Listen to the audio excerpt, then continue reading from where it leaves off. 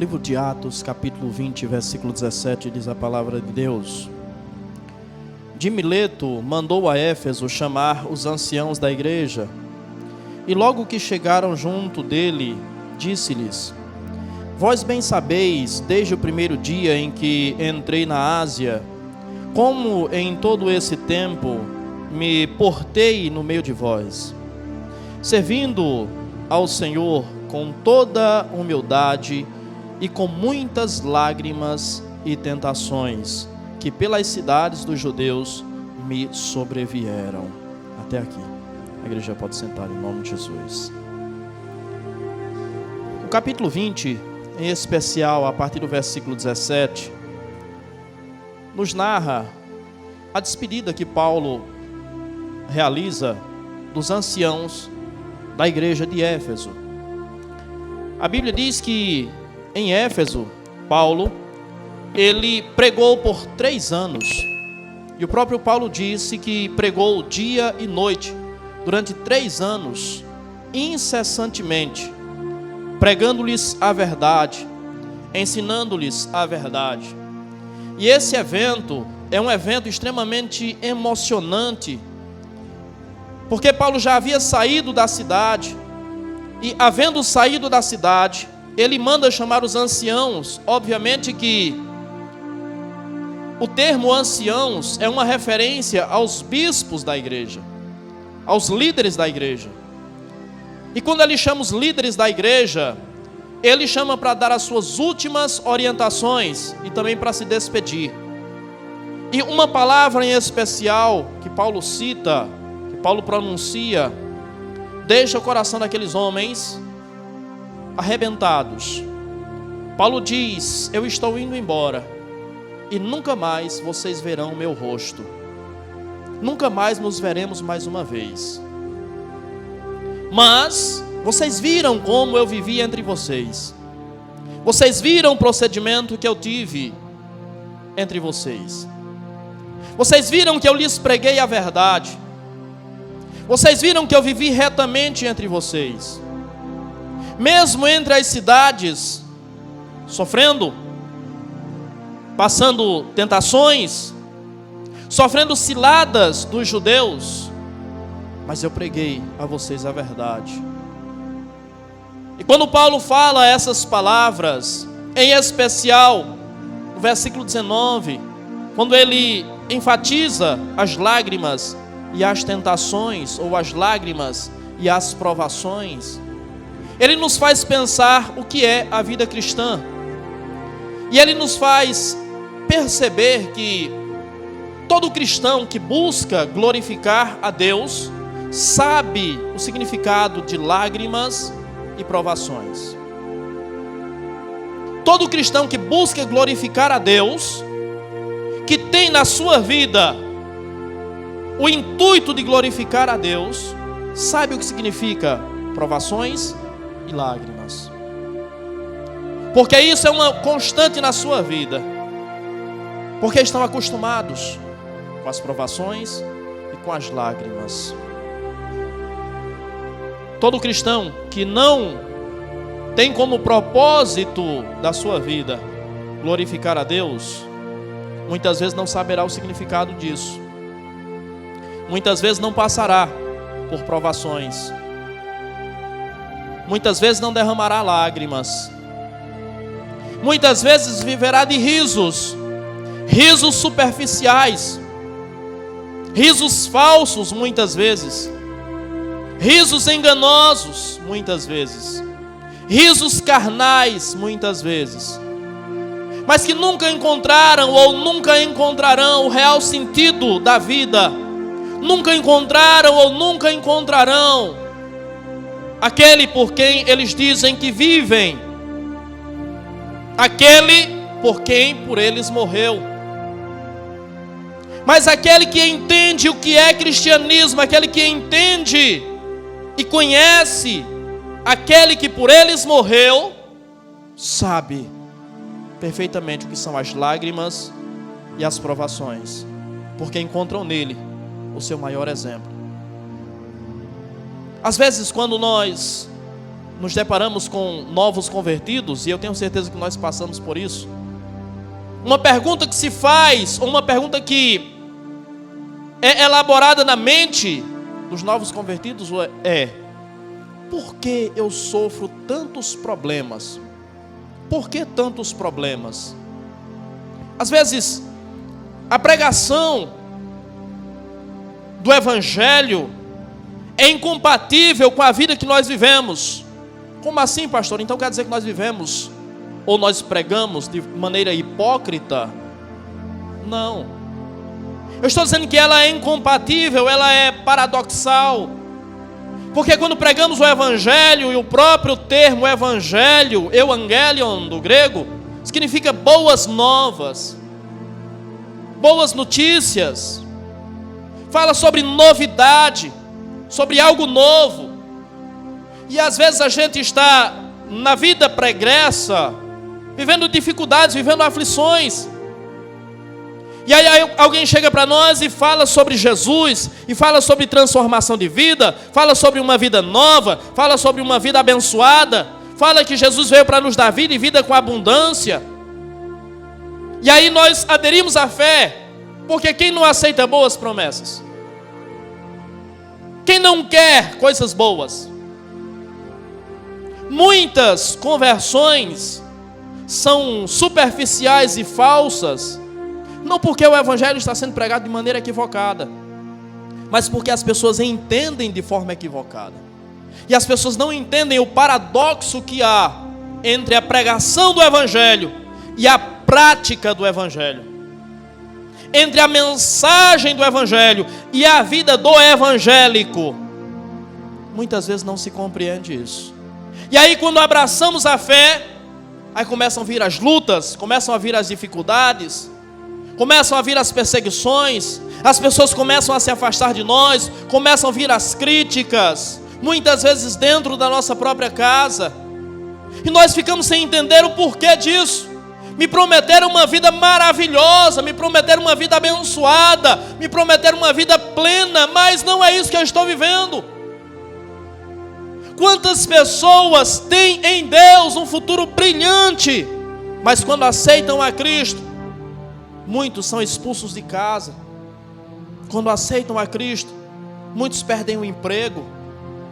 Quantas dificuldades, quantas provações se enfrenta quando adere-se à fé cristã. E aí o novo convertido pergunta-se: por que eu estou sofrendo tantos problemas? Por que tanta luta? Se Deus está comigo, estou falando daquele que criou os céus e a terra, estou falando daquele que as palavras não conseguem definir quem Ele é, que nem mesmo o universo, todas as galáxias conseguem contê-lo. Eu estou falando de um ser tão extraordinário que eu não tenho palavras para defini-lo. E como é que eu estou com Ele e eu vivo tantas dificuldades, tantas lutas, tantos sofrimentos? E por não compreender a profundidade da mensagem, não compreender a dimensão da promessa, muitos esmorecem e caem. Experiência com Deus requer muitas vezes lágrimas, dor e sofrimento. Nós, enquanto pregadores do Evangelho, temos que apenas pregar o Evangelho integralmente. O problema de alguns é que pregam um Evangelho parcial. E se por um lado Jesus diz que nós seremos abençoados, por outro lado Ele diz que se o mundo o odiou, também nos odiará. Por outro lado Ele diz que se o perseguiram, também nos perseguirão. O que nós temos que pregar é o Evangelho pleno. E quando olhamos para o Evangelho pleno, percebemos que Jesus falou que sofreríamos. Paulo falou que sofreríamos. Pedro falou que sofreríamos. Então a palavra de Deus, ela não engana absolutamente ninguém. O Evangelho nos mostra que a grande parte, ou a maior parte da vida cristã será de lágrimas e de provações, será de sofrimento. Mas quem pode suportar um discurso desse? Quem pode aderir a essa fé? Quem pode crer nesse Deus? Quem pode querer essa vida? Por isso, está escrito que a porta é estreita e poucos passarão por ela. Porque nem todos estão aptos para receber essa mensagem. Mas essa é a mensagem. Essa é a verdade.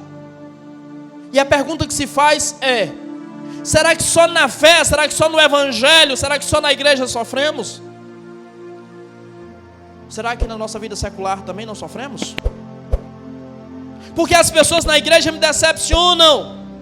Será que as pessoas na nossa vida secular também não nos decepcionam? Porque as pessoas da igreja falam mal de mim, será que lá fora não falam? Se você ler o texto na íntegra, Paulo diz: eu estou indo.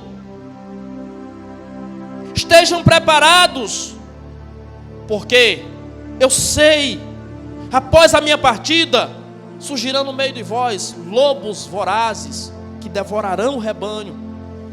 E no meio de vós mesmos se levantarão esses homens. Então Paulo está preparando esse povo para a realidade da vida, mostrando que isso é a vida, não apenas a vida cristã, mas isso é a vida. E quantos têm abandonado essa fé? Quantos têm abandonado esse caminho por não compreender que lá fora não é melhor do que aqui em nada? A diferença é que lá fora as pessoas estão enganadas. Aqui as pessoas têm acesso à verdade. Essa é a verdade. E se você é homem de verdade, e se você é mulher de verdade, você abraça essa fé com intensidade. Porque você tem peito, você tem cara, você tem coragem para viver essa vida. Porque você sabe que, sim, essa vida pode ser pautada muitas vezes por lágrimas, por dor, por angústia, por sofrimento, por provações. Mas você tem uma visão ampla, você vê além dessas coisas. Você não está vendo o que está à sua frente, aqui, imediato, mas você está vendo o que está após tudo isso que nós passamos.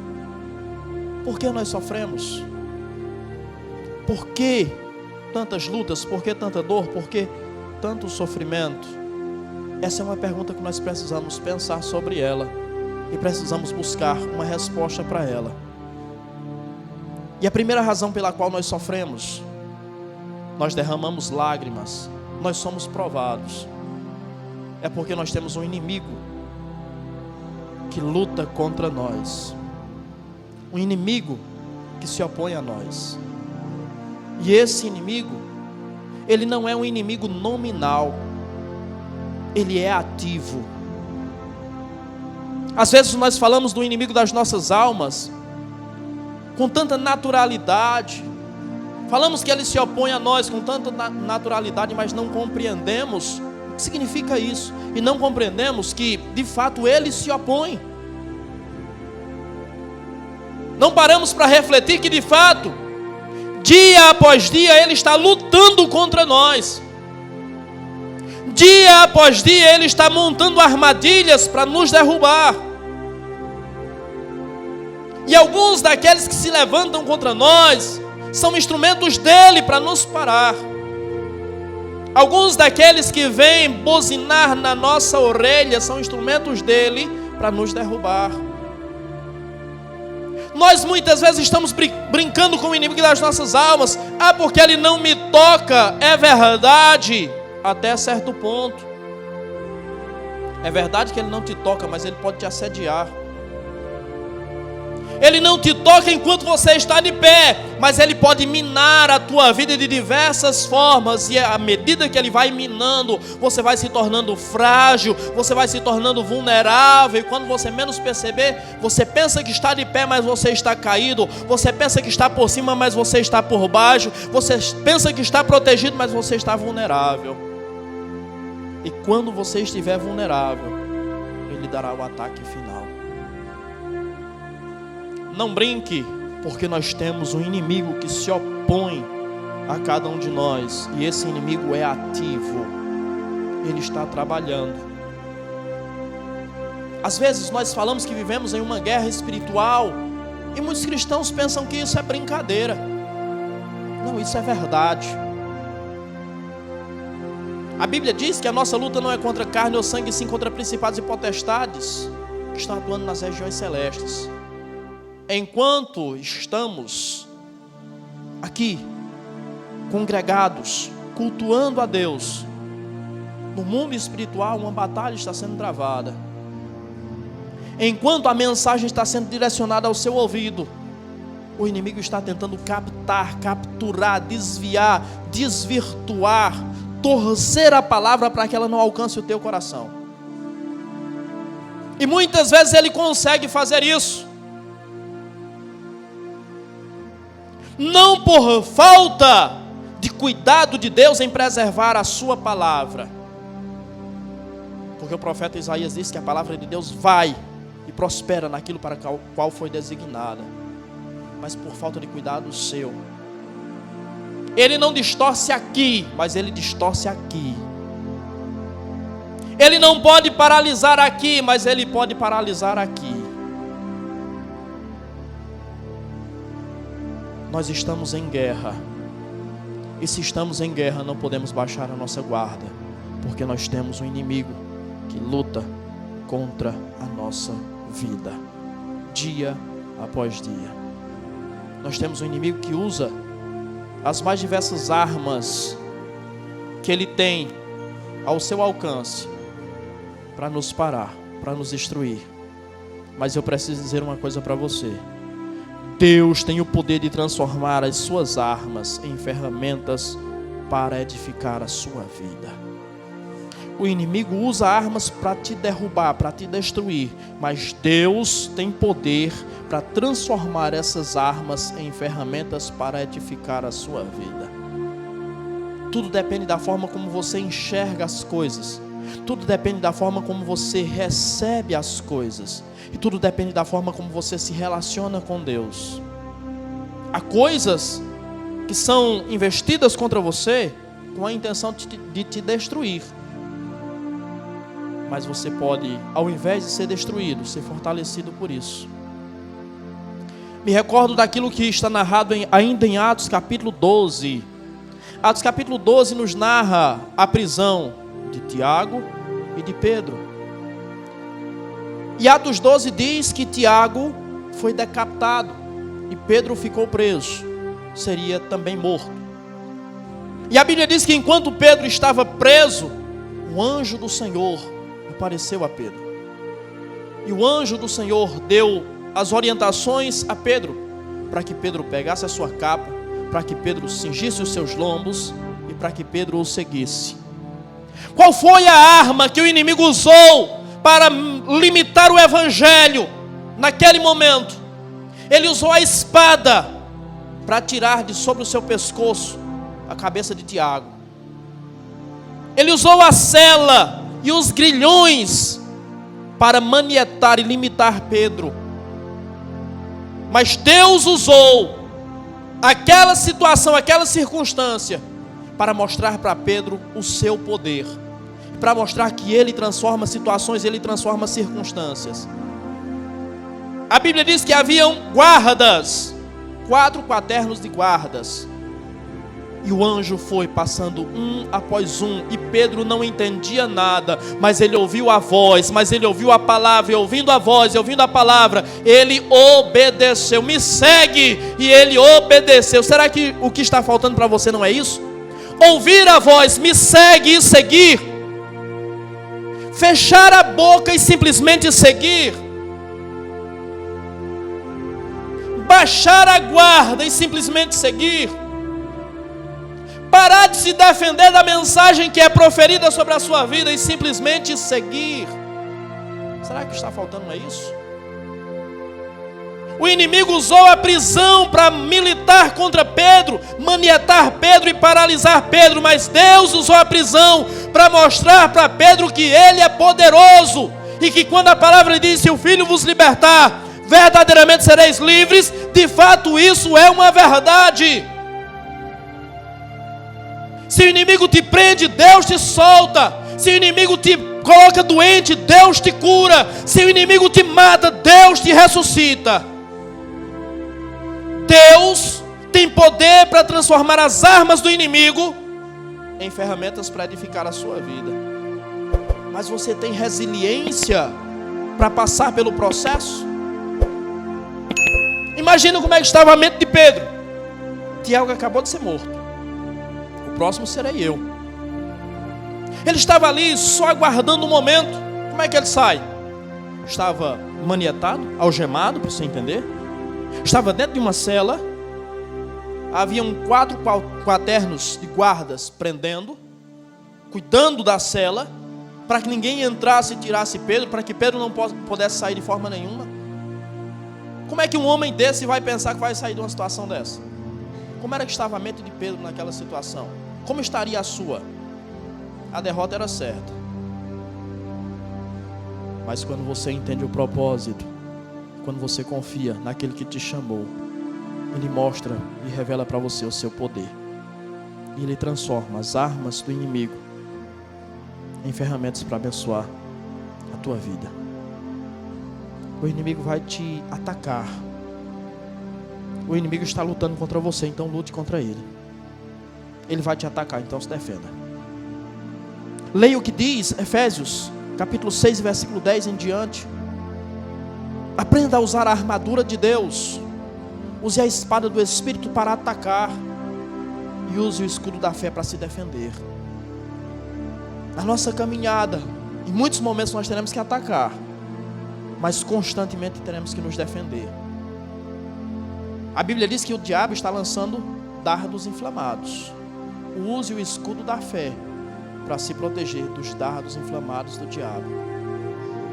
A maior parte dos dardos inflamados não vão atingir aqui diretamente, vão atingir aqui, vão entrar por aqui. Aprenda a se proteger dos dardos inflamados do diabo. E eu acho fascinante quando a Bíblia usa essa comparação, chamando a fé do nosso escudo. Então ele está dizendo que aqueles que estão vulneráveis, aqueles que estão suscetíveis aos ataques do inimigo, aqueles que são assolados pelos ataques do inimigo, é porque estão com deficiência de fé. É que estão com baixo nível de fé. E a nossa fé precisa ser inabalável. Uma confiança, uma crença inabalável em Deus, para que ela possa ser eficaz. Por isso, Jesus disse: aquele que tiver fé, como um grão de mostarda, poderá dizer a este monte: sai daqui e lança-te no mar, e ele irá. As pessoas costumam dizer que a Bíblia diz: aquele que tem fé do tamanho de um grão de mostarda. Não, como um grão de mostarda. Jesus não fala do tamanho daquele grão. Jesus fala do potencial daquele grão. A nossa fé, não importa se ela é grande, se ela é pequena, até porque como é que eu vou dimensionar isso? Como é que eu posso definir se a tua fé é grande ou se a tua fé é pequena? Muitas vezes eu não consigo definir a minha fé, se ela é grande ou se ela é pequena. A nossa fé é grande ou pequena dependendo da situação que nós estamos vivendo. É a situação que nós estamos vivendo que define o tamanho da nossa fé, a intensidade da nossa fé. Mas Jesus usa o exemplo do grão de mostarda e diz: sendo a menor das sementes, quando ela é plantada, ela nasce, ela cresce, se torna quase uma árvore. Então ele não está enfatizando o tamanho do grão da semente, ele está enfatizando o potencial da semente, o que ela produz. E não interessa o tamanho da sua fé, interessa o que ela produz por você. Então, aprenda a se relacionar com Deus e você verá a sua fé crescer. A fé é imprescindível na nossa trajetória, porque sem fé é impossível agradar a Deus, porque quem vai a Ele precisa crer que Ele existe e que é galardoador daqueles que o buscam. Galardoador quer dizer recompensador. quem crê em Deus precisa crer que Ele recompensa aquele que o busca. Então, é na aflição que a nossa fé é provada.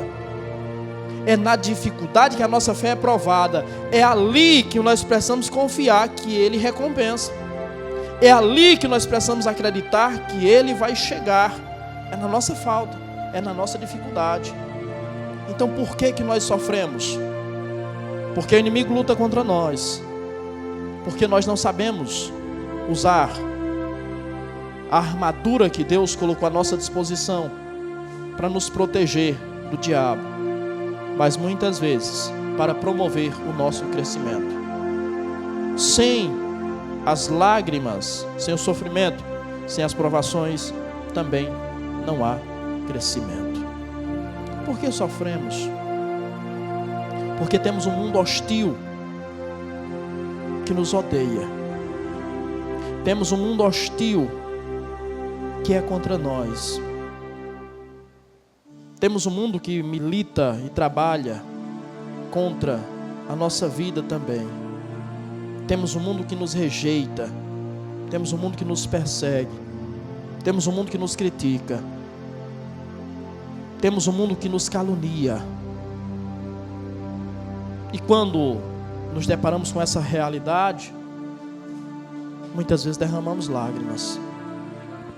Eu peço que você reflita sobre isso, que você pense.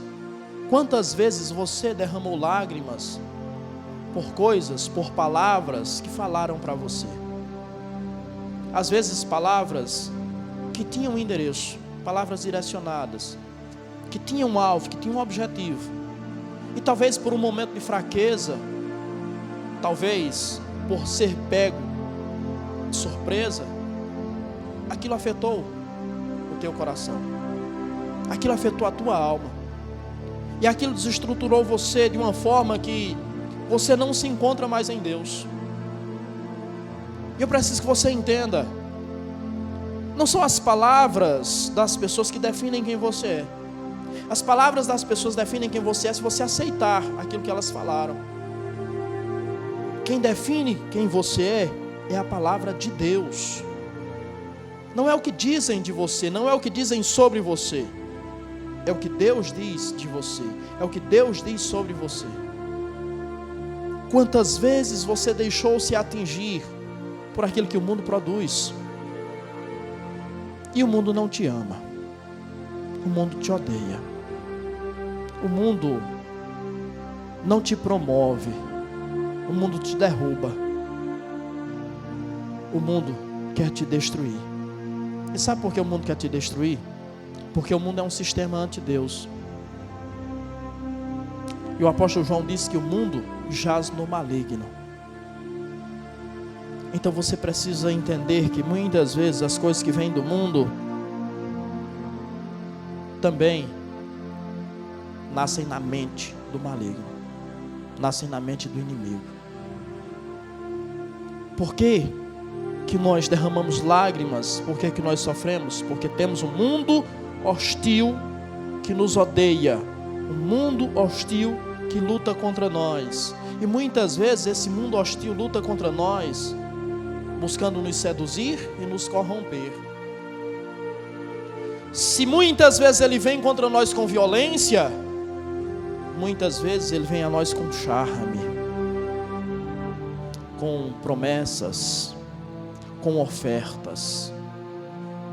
E muitos cedem as promessas, as ofertas. Me recordo das palavras de João, 1 de João 2, versículo 15. Não ameis o mundo nem as coisas que nele há, porque o mundo passa com toda a sua concupiscência, mas aquele que faz a vontade de Deus permanece para sempre. A Bíblia diz que Jesus chorou por Jerusalém. E por que Jesus chorou por Jerusalém? Porque Jerusalém vivia tipicamente aquilo que o mundo vive. E por que Jesus chora por Jerusalém? Ao olhar para Jerusalém, Mateus capítulo 23, versículo 37, ele diz: Jerusalém, Jerusalém, que matas os profetas e apedrejas aqueles que te são enviados. Quantas vezes eu quis ajuntar-vos como uma galinha junta seus pintinhos, mas vocês não quiseram. Pois eu digo a vocês, que desde agora a vossa casa ficará deserta, até que digam, Baruch Rabá Beshen Adonai, bendito é o Rei que vem em nome do Senhor. Jesus chorou por Jerusalém, porque Jerusalém o rejeitou. Romanos capítulo 9, versículo 1 ao 3 diz que Paulo chorou pelos judeus, exatamente pelo mesmo motivo, pela rejeição e pela dor de saber que os seus compatriotas estavam se perdendo.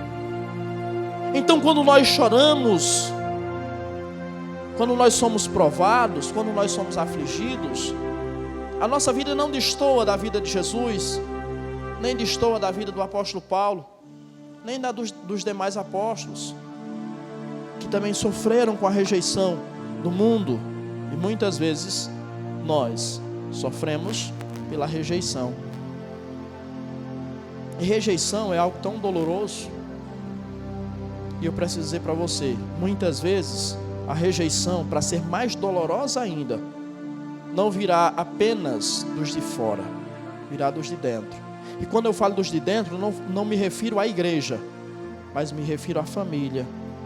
Jesus disse que os inimigos do homem serão os da sua própria casa. Por quê? Porque eles são o mundo. E isso dói, isso machuca. E com isso muitos retrocedem. Com isso muitos são paralisados, porque não entenderam a essência do Evangelho.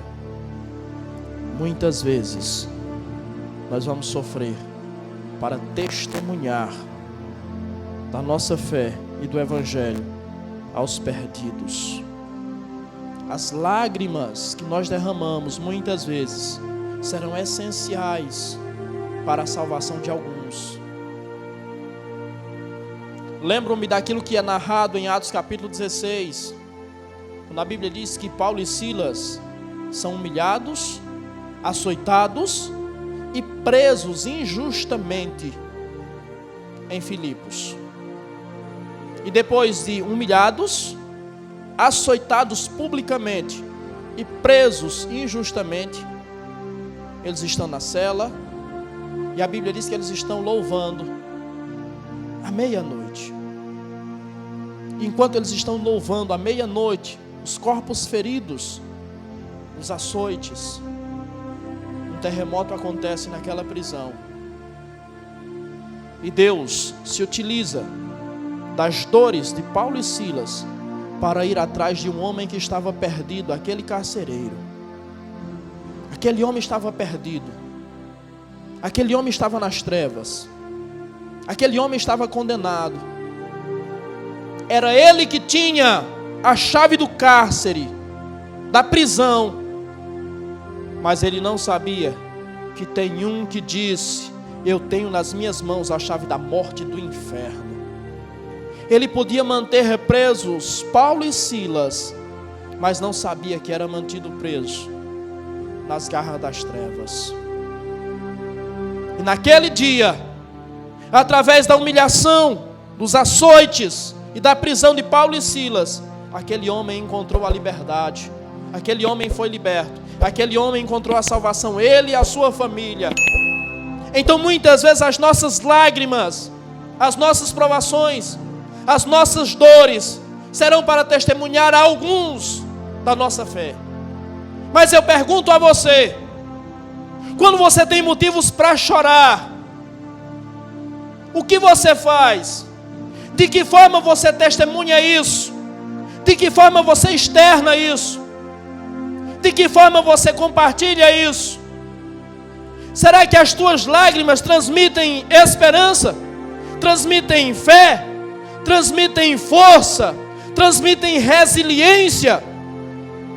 Ou as tuas lágrimas transmitem desespero, angústia, aflição, falta de fé, falta de confiança, murmuração a Deus? O que as tuas lágrimas transmitem àqueles que as observam? As lágrimas de Paulo e Silas testemunharam da sua fé e da sua força aquele homem, e aquele homem foi salvo. Que muitos sejam salvos através das tuas lágrimas, das tuas angústias, das tuas provações. Lembre-se daquilo que a Bíblia narra sobre Jó, e diz que Deus mudou o cativeiro de Jó quando este orava pelos seus amigos. Jó vivia o pior momento da sua vida, mas as suas lágrimas comunicaram graça de Deus sobre a vida dos seus amigos. Não deixe as lágrimas mudarem quem você é ou quem Deus te fez ser, mas que as tuas lágrimas externem de fato quem Deus te fez ser. Um filho, uma filha, um servo, uma serva. Muitas das tuas lágrimas comunicam a graça, a força e o poder de Deus atuando na sua vida. Você precisa entender isso, porque quando você entender isso, entender que você tem um inimigo que atua contra a sua vida, quando você entender que há um mundo hostil que odeia você e trabalha para te destruir, para te matar, quando você entender que nessas coisas Deus comunica graça a você, que Deus usa as armas do inimigo para fortalecer a tua vida, e quando você passa por esse processo, quando você enfrenta esse processo, mas enfrenta de cabeça erguida, enfrenta disposto e disposta a passar pelo processo, você vai descobrir uma coisa maravilhosa e extraordinária. Você vai perceber e você vai descobrir que há em você um potencial espiritual que você não conhecia, que você não imaginava. O ser humano é a mais perfeita obra que Deus criou. O ser humano tem uma capacidade extraordinária de se reinventar. Mas você em especial, não apenas por ser um ser humano, mas porque você foi chamado para ser templo e morada do Espírito Santo. Se uma pessoa sem Deus consegue se reinventar, consegue recomeçar, consegue fazer tudo novo, consegue fazer tudo diferente, consegue mudar a sua vida muitas vezes de forma radical, por que você, que é a habitação do Espírito Santo, não consegue? É uma conta que não fecha na minha cabeça. Pastor, mas é difícil sofrer. Eu sei que é. Isso não é um privilégio só seu, não. Isso é algo que é compartilhado comigo também. Isso é algo que é compartilhado com seu irmão do lado também. E o apóstolo Pedro diz que os nossos irmãos, a nossa irmandade no mundo inteiro, está passando pelas mesmas dificuldades que nós passamos, pelos mesmos sofrimentos que nós passamos, mas nós achamos que nós somos os premiados. Tem coisa que só acontece comigo. Tem coisa que acontece com você, porque com teu irmão do lado está acontecendo coisa pior. Só que você não vê, você não enxerga. E às vezes ele nem está reclamando. E às vezes ele está ali, enfrentando a sua luta, está de cabeça erguida, está de pé, está clamando a Deus por graça, está clamando a Deus por misericórdia, está clamando a Deus por força, está confiando que vai passar por isso, e assim vai passar. Você e eu, nós não somos a última bolacha do pacote, não. Às vezes nós nos achamos tão especiais que tudo é contra nós, tudo e todos são contra nós. Não é. Amplie a sua visão, amplie a sua mente e desça um pouquinho o nível. Tem gente que se acha mais importante do que o que realmente é, se acha maior do que o que realmente é. Aprenda a olhar para dentro de você, aprenda a enfrentar as suas lutas, e você descobrirá o potencial espiritual que existe dentro de você. Só que você só vai descobrir isso no momento que você mais precisar. Esse potencial espiritual, essa força que emana do Espírito Santo de Deus dentro de você, só vai se manifestar no momento de necessidade. Então por que reclamar das lágrimas? Por que reclamar da dor?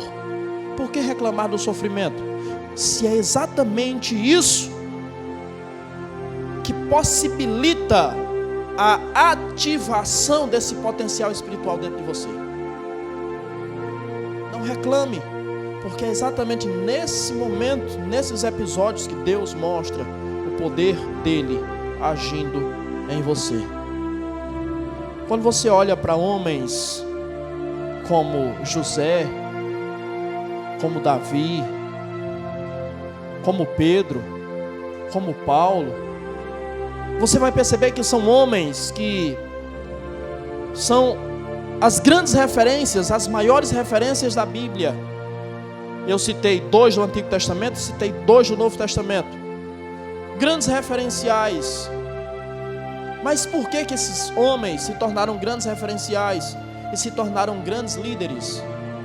Porque foram forjados pela aprovação, foram forjados pelas lágrimas, foram forjados pelo sofrimento. Se José não tivesse sido rejeitado pelos seus irmãos, não tivesse sido vendido como escravo, não tivesse sido acusado injustamente, não tivesse sido preso injustamente, José não teria se tornado aquilo que ele se tornou. José não teria se tornado o governador do Egito. Se Davi, estando por trás das ovelhas, não tivesse suportado, não tivesse enfrentado Golias, não tivesse fugido e resistido o assédio assassino de Saul, Davi não teria se tornado o líder que ele se tornou. Então, às vezes, nós queremos ser referência, e precisamos ser referência.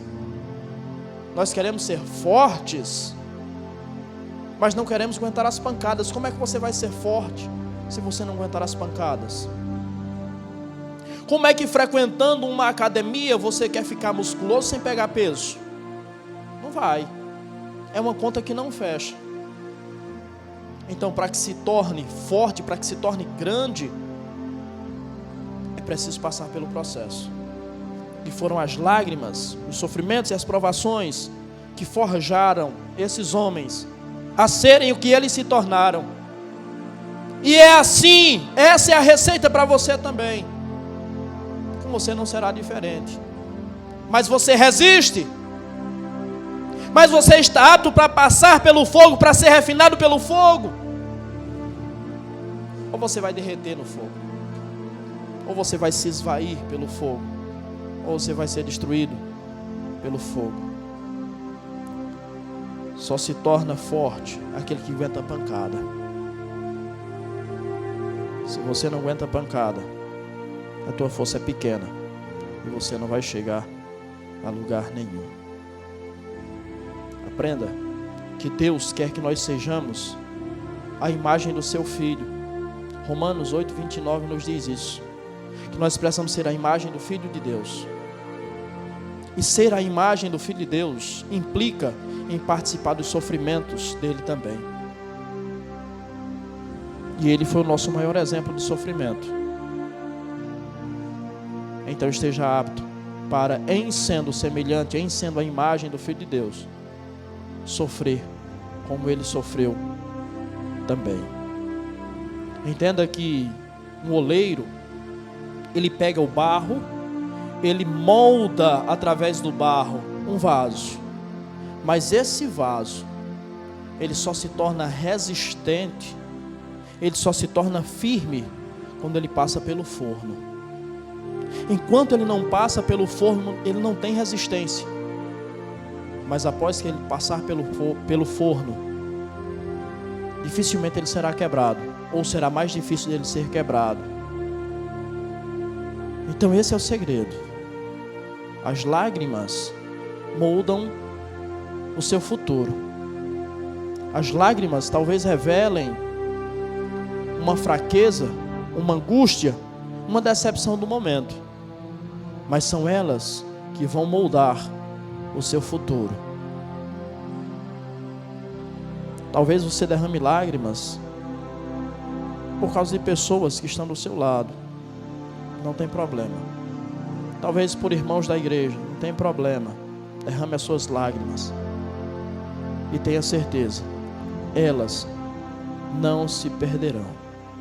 Mas use a força da dor para se reinventar recomeçar. Você pode e você vai. Se você crer, se você quiser, você pode e você vai, em nome de Jesus. E a última lição que aprendemos com esse texto, com o discurso de Paulo, é que sofremos porque temos o inimigo que luta contra nós. Sofremos porque temos um mundo hostil que milita contra a nossa vida. Mas temos um potencial espiritual. E podemos vencer e passar por isso, porque temos a promessa de uma glória futura. Nós caminhamos em direção de uma glória futura, uma glória celestial. E o mesmo Paulo, em Romanos 8,18 diz, porque eu tenho por certo, que os sofrimentos deste mundo, estou parafraseando o que ele diz, que os sofrimentos da vida presente não podem se comparar com a glória que há de ser manifesta. Ele não deixa dúvida, ele não faz uma suposição, ele diz, eu tenho por certo, eu tenho certeza, que os sofrimentos desta vida não podem se comparar com a glória que há de ser revelada. Se há sofrimentos que muitas vezes quase nos fazem perecer, há uma glória que não pode ser compreendida, que não pode ser atingida pela nossa mente limitada, que está reservada para cada um de nós. Então use essa fé, use essa esperança, use essa certeza, use essa convicção e use essa promessa que te foi feita para te motivar e prosseguir, e perseverar, e insistir e continuar. Não retroceda, não pare, não paralise a sua vida, porque tenha certeza, as tuas lágrimas não são esquecidas. O salmista nos diz, no Salmo 56, versículo 8, que o Senhor acolhe as nossas lágrimas no seu odre, e todas elas estão registradas no seu livro. Nenhuma delas está esquecida. E posso dizer para você, a seu tempo, para aqueles que permanecerem, para aqueles que forem leais, para aqueles que forem fiéis, para aqueles que forem até o fim, a seu tempo, Deus os recompensará por cada lágrima derramada, por cada partícula que compõe as suas lágrimas. Deus recompensará. Então não pare, prossiga, não desista. Olhe para Jesus. Até Ele, antes de entrar na glória, teve que sofrer. E sofreu muito. Então você não desfrutará da glória antes de passar pelos sofrimentos.